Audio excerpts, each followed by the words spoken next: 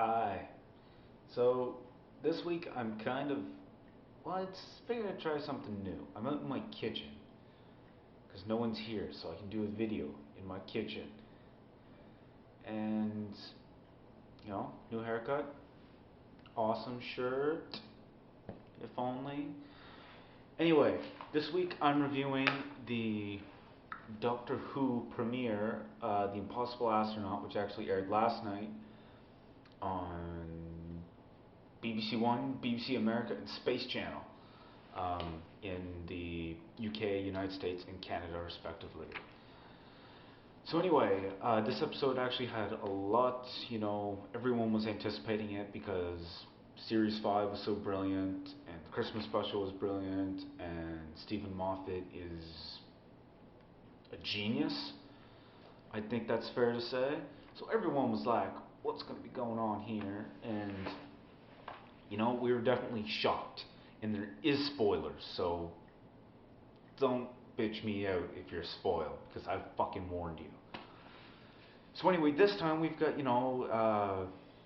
for some unknown reason, Amy and Rory haven't seen the Doctor in a couple months, which is weird because they're traveling with them in Christmas special and the two little comic relief shorts.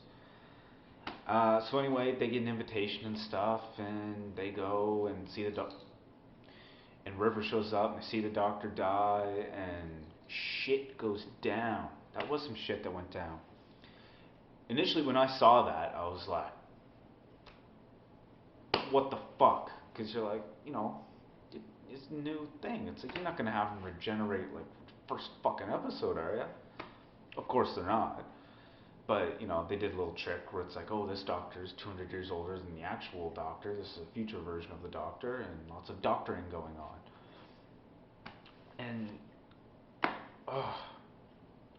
so they have to not tell the Doctor about this, and he senses something's up.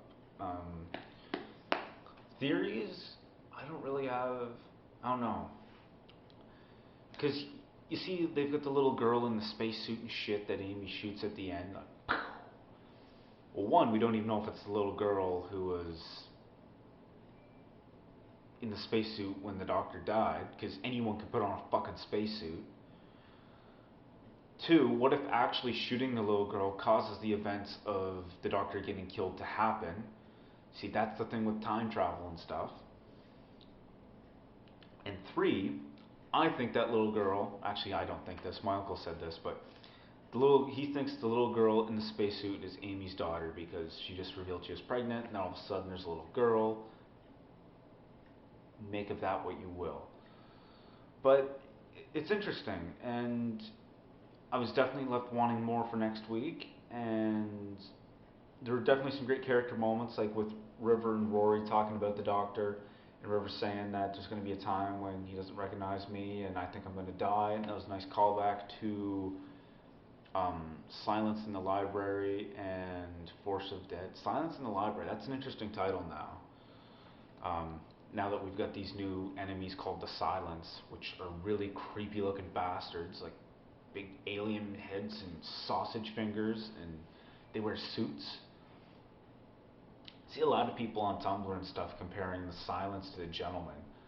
I don't really see how they're similar, except they both wear fucking suits.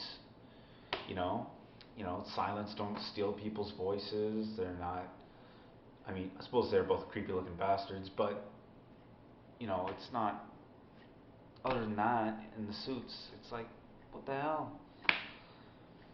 But I am looking forward to seeing what Stephen Moffat brings us next week and throughout the rest of the season, because I have a feeling Series 6 will top Series 5 if this episode is any indication.